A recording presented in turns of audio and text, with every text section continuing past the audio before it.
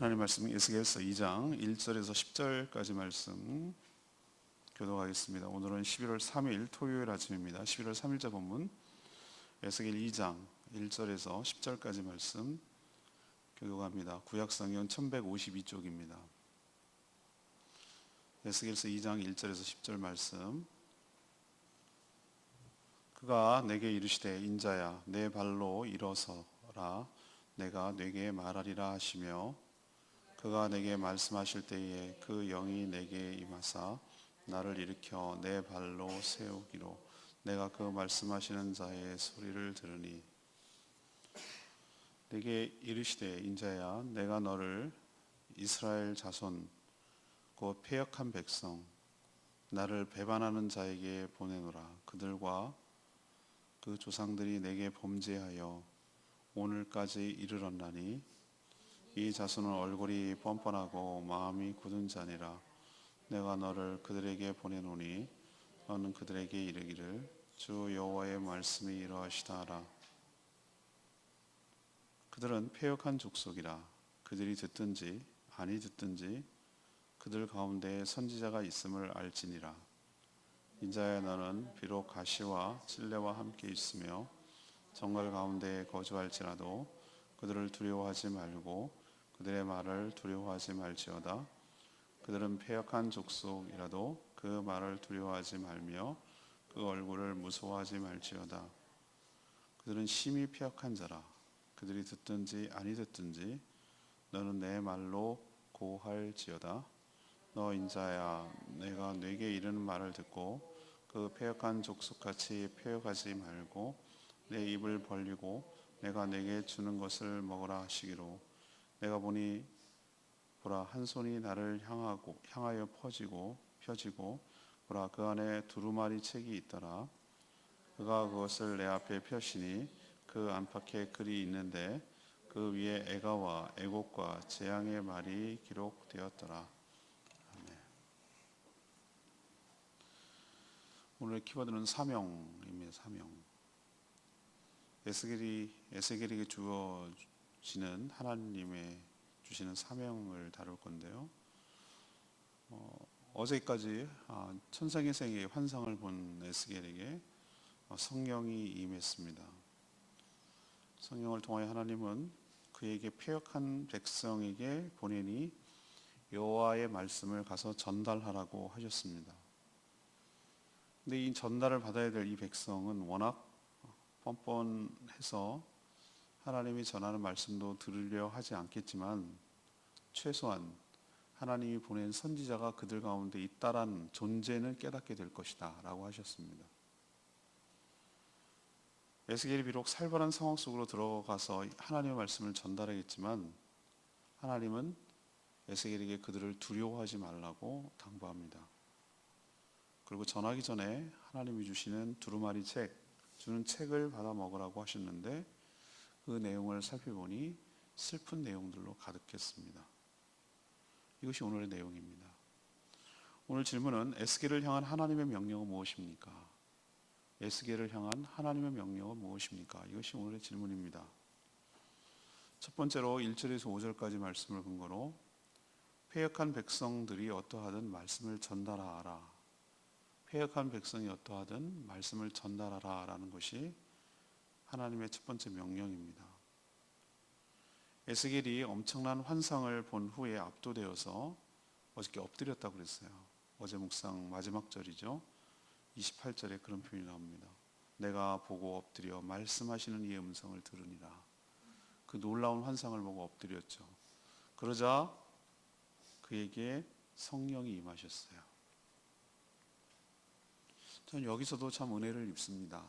우리가 성령이 임하기 위해서는 하나님의 압도당한 권위 앞에 우리가 엎드려야 되는 것이죠. 엎드린다는 것은 굴복하고 하나님에 대한 합당한 예우를 갖춘다는 것이고 겸손한다는 뜻이고 항복한다는 뜻이고 이런 의미가 있어요. 그렇게 엎드릴 때 하나님 앞에 엎드릴 때 하나님의 성령이 우리에게도 임하게 될 줄로 믿습니다. 성령이 임해야 하나님의 소리를 들을 수가 있는 것이에요. 오늘 성령이 임하니 하나님의 소리가 들렸다고 그랬어요. 먼저 성령이 임하는 것이에요. 성령이 임할 때 하나님의 영이신 그분을 통하여 하나님의 음성, 하나님의 소리를 들을 수가 있어요. 그럼 거꾸로 뒤집어서 얘기하면 같은 말이지만 우리가 성령이 임하지 않을 때, 엎드리지 않을 때, 하나님께 겸비하고 겸손한 태도를 취하지 않을 때, 여전히 뻣뻣하고 여전히 교만할 때 우리는 엎드릴 수 없고 성령이 임할 수 없고 하나님의 소리를 들을 수 없고 내 마음대로 하게 되고, 하나님의 소리는 이거였어요. 하나님께서는 에스겔을 유대 백성들, 동족에게로 보낸다 라고 하시는 것이 첫 번째 말씀이셨어요. 이들은 지금 나라가 완전히 망해가고 있어요. 이미 2차례 바벨론의 침략을 받고 포로로 끌려왔어요. 지금 그발강가라고 하는 것은 포로로 잡혀온 곳이에요. 그런데도 불구하고 여전히 헛된 희망을 품었어요. 회복될 거다, 돌아갈 거다, 곧 돌아갈 거다. 지금 잡혀온 지 2차례, 2번째 포로 때 잡혀온 것이 에스겔이거든요. 근데 잡혀온 지 5년이에요. 내일 주일날 설교하겠지만 1장 2절에 보면 여호와긴 왕이 사로잡힌 지 5년이라고 그랬어요. 그러니까 그때 같이 붙잡혀 왔거든요. 왕이 딸려올 때 같이 온 거예요. 근데 5년 지났어요 벌써. 그러고 나서 5년 뒤에, 요 잡혀온 지 5년 뒤에 BC 586년도에 완전히 망하거든요. 3차 침공을 통해서 바벨론에 의해서 완전히 망해요, 유다가. 그러니까 그 역으로 5년 뒤란 얘기는 BC 595년이란 얘기잖아요. 599년이군요. 568년도에 망했으니까. 그것처럼 완전히 이런 상황인데도 불구하고 이들은 헛된 꿈 있잖아요. 이렇게 말하는 사람 애국자고, 하나님께서 완전히 망하게 할 거라는 건 매국노고, 뭐 이런 분위기였어요. 하나님이 이들을 두고 뭐라고 오늘 표현합니까? 이 백성들을 두고 패역한 백성, 같은 대상을 두고 이렇게 막 하나님이 표현하시는 그 용어를 보세요. 패역한 백성, 배반한 자들, 조상 때부터 범죄한 자들, 얼굴이 뻔뻔한 자들, 마음이 굳어진 자들이라고 말했어요. 하나님이 그러니까 이스라엘 택한 백성을 향한 하나님의 표현을 말하는 거예요. 지금 하나님 어떻게 생각하고 있는지를 보여주는 거예요. 그리고 이들에게 전달할 내용을 보세요. 10절에 보면은 이게 두루마리 책을 먹으라고 그래서 이렇게 딱 보니까 그 내용을 살짝 본 거죠. 그랬더니 애가, 애곡, 재앙의 말, 이건 다 좋지 않은 말이에요.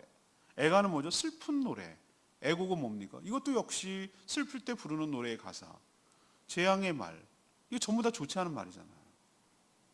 그럼 도대체 왜 에스겔을 이 백성들 가운데 보내시는 것일까?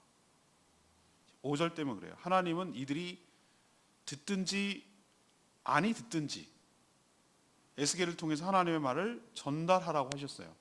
근데 이 말하는 뉘앙스로 보셔서 이들이 에스겔 말을 듣지 않을 가능성이 굉장히 커요.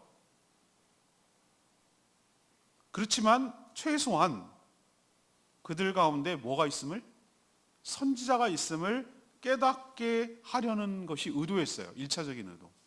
이건 뭐냐? 하나님은 언약에 굉장히 충실하신 분이에요. 언약은 이스라엘 백성과 하나님이 맺은 특별한 관계 언약인데, 약속인데, 하나님은 어떻게 해요? 굉장히 지금 신실하잖아요. 이들이 패역하고 이들이 언약을 파기했음에도 불구하고, 그래서 그 대가로 언약대로 이들이 포로로 끌려갔음에도 불구하고 하나님은 끝까지 이들을 사랑하셔서 이들의 올바른 길을 제시하시고 하나님의 뜻을 전달하시고 이렇게 하려는 최소한의 노력을 하고 계시는 걸 보여주잖아요.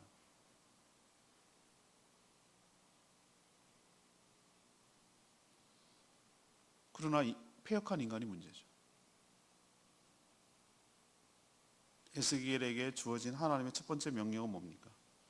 패역한 백성들이 이 말을 듣든지 아니 듣든지 하나님의 말씀을 전달하라는 것이 하나님의 첫 번째 명령인 줄로 압니다.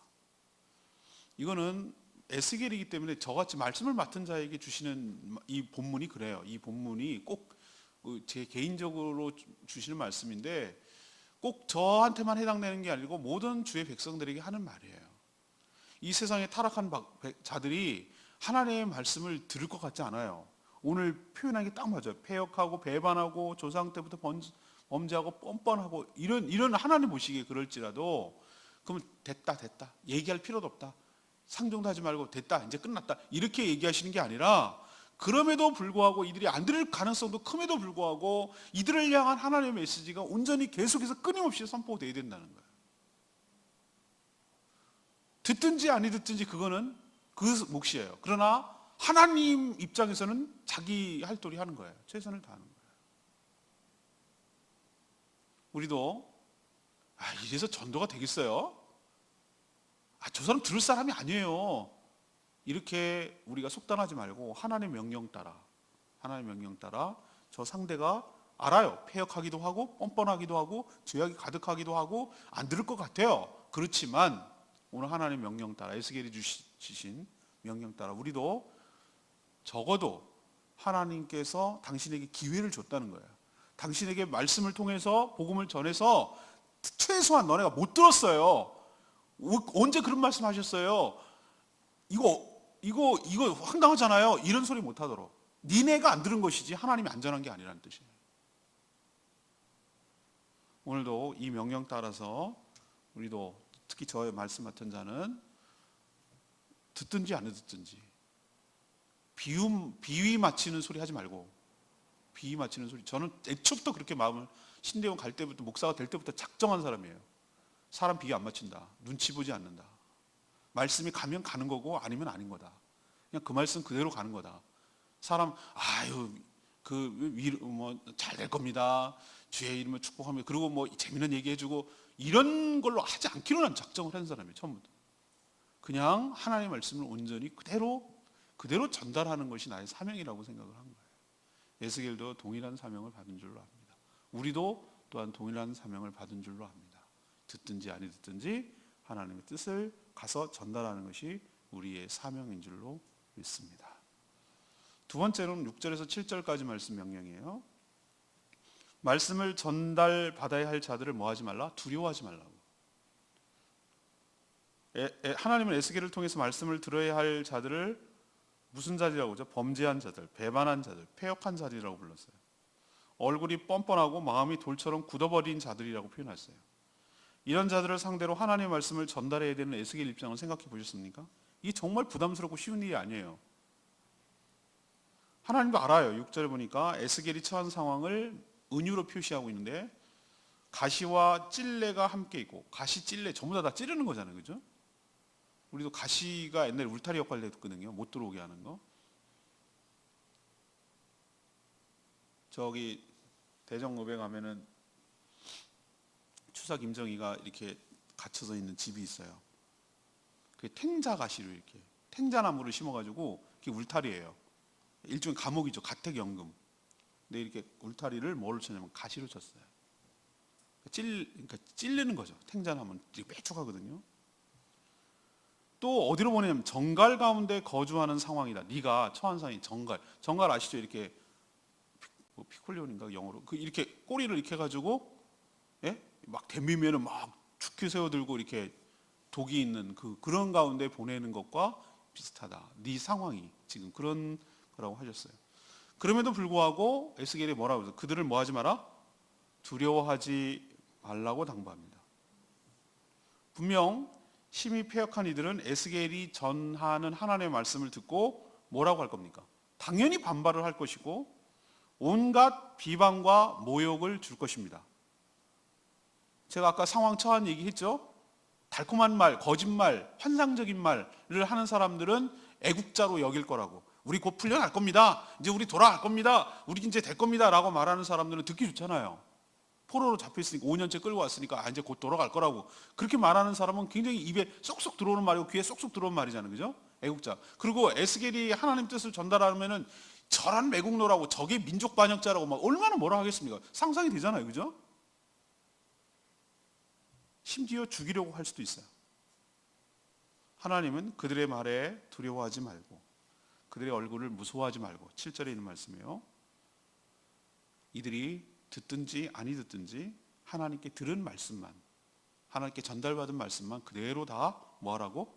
전달하라고. 그것이 너의 미션이라고 얘기하고 있어요. 이 사명만 네가 감당하면 그 다음의 반응과 그 다음에 어떻게 할 것인지는 너의 영역이 아니고 너의 책임이 아니야. 그거는 하나님의 영역이에요. 하나님께서 나머지는 하는 거예요. 그들이 어떻게 나오는 거에 대한 것은 하나님이 처리할 문제고 네가 할 것은 두려워하지 말고 담대하게 그들에게 가서 하나님의 뜻을 전달하는 거.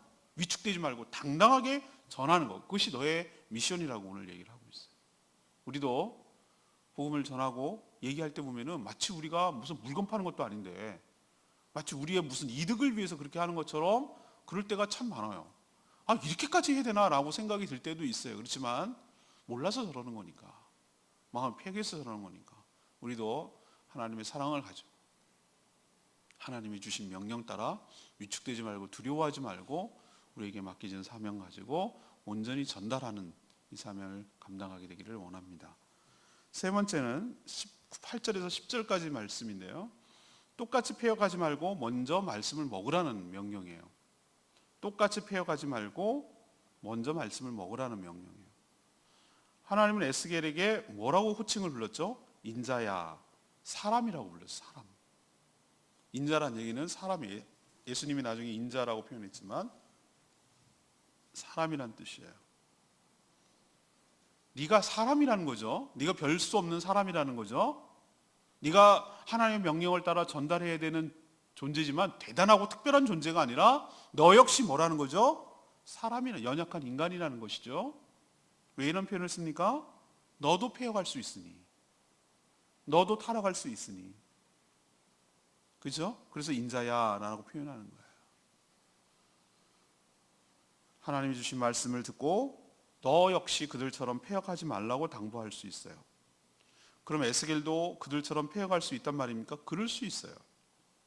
인간의 부패함을 알기 때문에. 그들처럼 하나님을 배신하고 거역한다는 뜻이 아니고 거친 그들과 상대하다 보니 하나님이 아닌 자신의 감정과 생각이 나와서 똑같은 방식으로 그들을 맞대응할 수가 있어요. 우리가 이런 말이 있어요. 괴물과 싸우다 보니 자신이 괴물처럼 변해갈 수 있다는 거예요. 처음엔 그렇지 않았는데 강한 상대, 이성과 상식이 통하지 않는 상대와 싸우다 보니 점점 나도 비이성적이고 비상식적인 방법을 동원하다 보니 어느덧 돌아서 보니까 나도 저 괴물처럼 되어버렸더라. 이런 말이 있어요. 얼마나 참 가슴 아픈 얘기입니까? 그죠? 그래서 하나님은 먼저 뭐를 주십니까? 네 생각, 네 말, 네 판단으로 하지 말고 입을 벌려 주는 것을 먹으라고 하셨어요. 먼저 섭취하라는 얘기고 소화하라는 얘기고 네 안에 들어가라는 얘기인데, 근데 한 손이 이렇게 환상을 보는데 펴져요. 그리고 그 펴진 손에는 두루마리 책이 있어요. 옛날에는 책이 두루마리였으니까 책이 있어요. 이 책은 그들을 향한 하나님의 계획이 적혀 있는 말씀이었어요. 근데 아까도 표현했지만 그 말씀은 애가와 애곡과 재앙의 말이었어요. 패역한 자들에게 헛된 꿈을 꾸지 말고 하나님의 심판을 받아들이라는 그런 내용이에요. 슬픈 내용이죠. 우리가 악한 자들과 싸우면서 상대하면서 그들과 똑같이 닮아가지 않으려면 저는 뭐부터 해야 된다고 생각하냐면은 우리가 하나님의 말씀부터 먹어야 될 줄로 믿습니다. 말씀을 섭취해야 되는 거예요. 우리 안에 몸에 말씀으로 가득해야 되는 거예요. 말씀이 곧 누구입니까? 진리이시잖아요. 진리이신 예수 그리스도이기도 하고, 말씀이 육신이 된 분이 예수 그리스도군요. 세상 사람들 이 말을 죽었다 깨나도 몰라요. 이건 철학적으로도 어떻게 설명할 길이 없는 거예요. 진리가 사람이 되셨어요. 이건 하나님만이 가능한 얘기예요. 진리는 곧 말씀이에요. 말씀은 곧 성령이에요. 진리의 영이에요. 이게 다 호환이 돼요. 우리는 그 말을 도대체 이 말 썼다가 이 말 썼다가 이 말 썼다가 이 말 썼다가 하나님이란 얘기야, 예수님이란 얘기야, 성령님이란 얘기야. 어떨 때 막 혼돈하게 썼다, 어떨 때 구분했다가 막 헷갈려요. 근데 이제 믿고 보니까, 성경을 읽어보니까 이게 이제 이해가 되기 시작하는 거예요. 우리가 보기에는 막 헷갈리는데 하나님 입장에서 보면 그게 하나도 안 헷갈리는 거예요. 하나님이 일하시는 방식이고 표현이에요. 두루마리 책을 먹으라고요? 책케이인가요? 책케이? 그걸 먹으라는 뜻입니까? 이게 상징적인 거잖아요. 그죠? 하나님 말씀을 먹어라. 그래야 네가 전달할 수 있잖아요. 그래야 네가 패역하지 않을 수 있잖아요. 너도 인간이잖아요. 이해되십니까? 우리도, 저도 그렇고요. 여러분도 그렇고요. 대단한 존재들 못 돼요. 저는 특히 알아요. 제가 그렇게 대단한 존재가 못 된다는 거 알아요. 얼마든지 타락할 수 있고 얼마든지 죄악 가운데 들어갈 수 있는 연약한 존재인 거 알아요. 제가.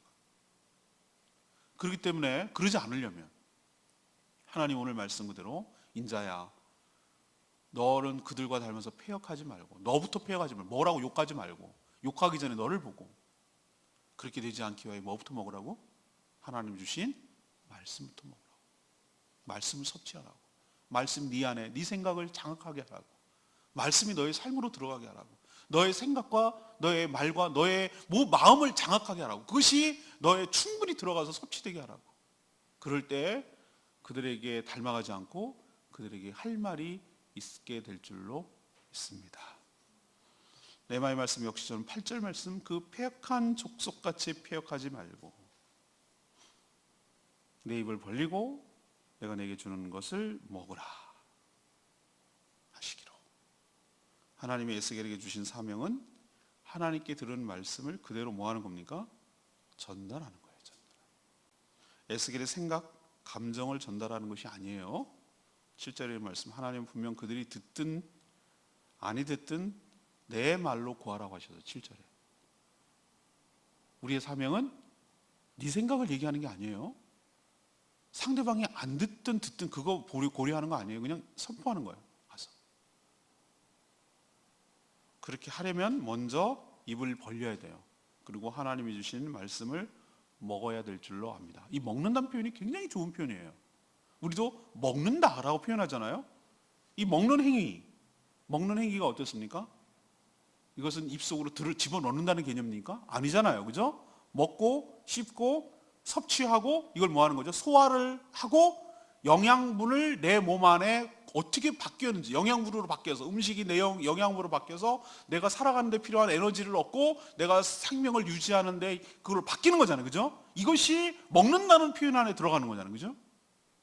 그런 것처럼 우리가 하나님이 주신 사명을 온전히 감당하기 위해서는 뭐부터 해야 되는가? 하나님의 말씀을 먼저 섭취하고 소화하고 내 것으로 만들고 그 영양분이 내 안에 퍼져가게 하고 그 에너지로 바뀌게 되고 내가 살아갈 에너지와 동력이 되도록 삶을 먼저 섭취하는 과정부터 먼저 해야 될 줄로 믿습니다.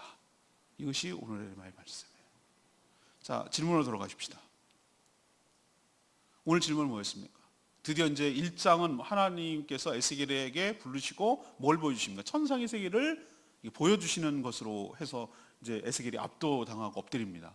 그래서 이제 드디어 하나님께서 에스겔을 왜 그렇게 보여주시는지를 본격적으로 미션을 주기 시작하는데, 그 미션은, 명령은 첫 번째, 패역한 이 족속들, 이 백성들에게 반응이 어떠하든, 듣든지 아니 듣든지 전달받은 이 하나님의 말씀 뭐하라고? 전달하라. 이것이 첫 번째 미션. 두 번째, 저들이 분명 거칠게 나올 거고 가시처럼 굴 거고 찔레처럼 굴 거고 정갈처럼 쏠 건데 두려워하지 말고 내가 하라는 말을 온전히 전하라. 두려워하지 마라. 염려하지 마라. 이 얘기는 하나님 책임진다는 얘기거든요. 세 번째는 뭡니까? 너도 하다가 똑같은 사람 되지 말고, 패역하지 말고, 그러기 전에 먼저 무엇을 전달해야 될지, 그런 사람이 되지 않게 하기 위하여 너도 하나님의 말씀을 먼저 먹으라. 이것이 바로 에스겔을 향한 하나님의 명령이고 우리를 향한 하나님의 명령인 줄로 믿습니다. 우리도 이 사명, 에스겔처럼, 이 악한 세대의 에스겔처럼 이 사명, 주의 말씀을 전달하고 복음을 선포하는 이 사명 잘 감당하는 저와 여러분 되기를 소망합니다. 오늘 말씀 붙들고 기도하기 전에 찬양지 945장 부르고 기도하도록 하겠습니다. 찬양지 945장입니다. 찬양집 945장 파송의 노래라는 찬양입니다. 너의 가는 길에 주의 평강이 있으리.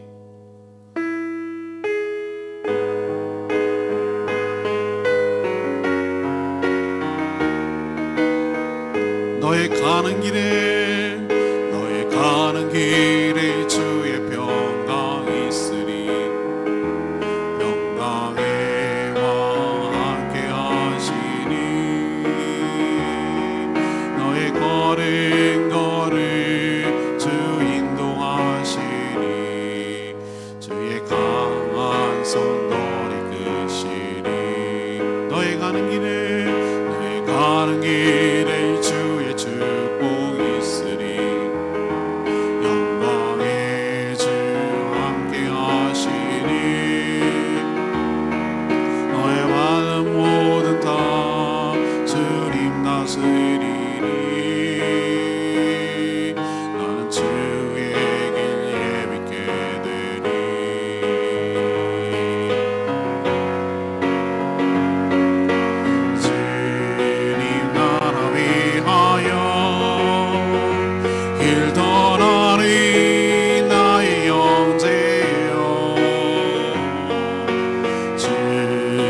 계속하시니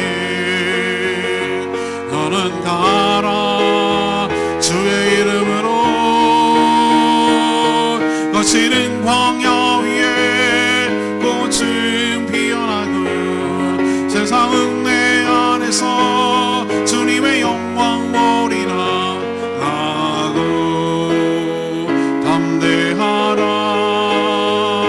세상 이기신 주는 함께 너와 동행하시며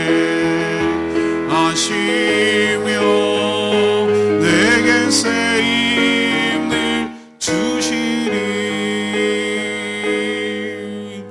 파송의 노래, 이건 바로 우리를 사명을 받은 우리에게 보내는 하나님의 사명을 받는 자들이 받는 파송이에요. 에스겔이 보냈고 우리도 하나님께서 보냅니다. 하나님께서 걸음걸음마다 주님의 강한 손이 이끌어 주시고 주님께서 밟는 모든 땅마다 주님이 다스리고 주님께서 그 길을 예비하고 있다는 것이에요. 그 사명을 감당할 때 광야에서 꽃이 피고 우리의 사명을 통하여 하나님의 영광을 보게 될 날이 온다는 거예요. 우리도 이렇게 에스겔처럼 온전한 사명을 감당하며 살게 해달라고 다 같이 주여 외치며 기도하겠습니다. 주의 아버지, 가는 길을 주의 평강이 있으리 광야와 함께 하시니 너의 걸음걸음 주 인도하시리 주의 강한 손 너를 이끄시리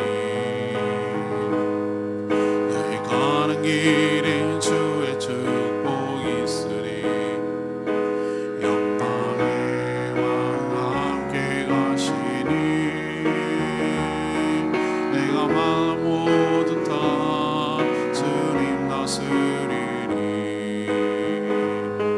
나는 주의 길 예비케 되리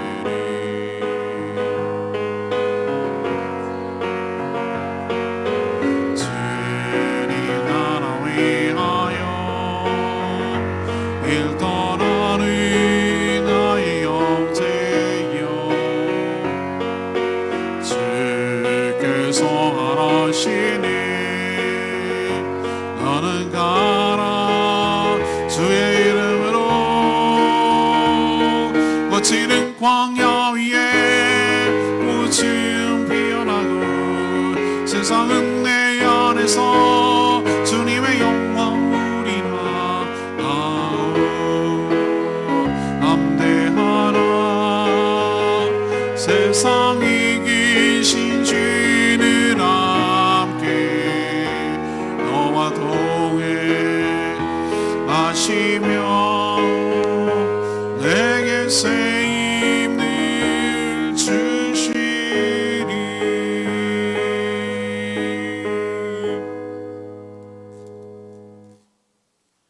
하나님 에스겔에게 사명을 주신 것처럼 저희에게도 저희가 해야만 하는 사명이 각각 있는 줄 압니다.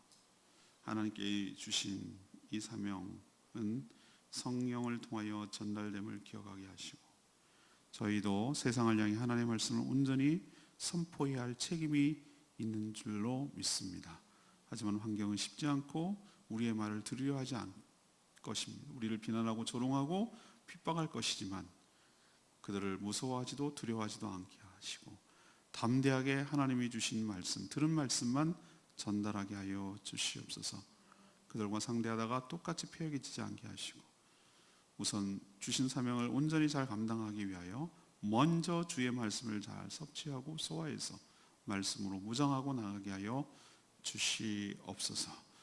계속되는 다니엘 기도에 축복하시고 시간마다 매일 주시는 은혜를 통하여 하나님의 음성을 듣게 하여 주시옵시고 그 말씀에 도전받고 그 말씀대로 살아가게 하여 주시옵소서.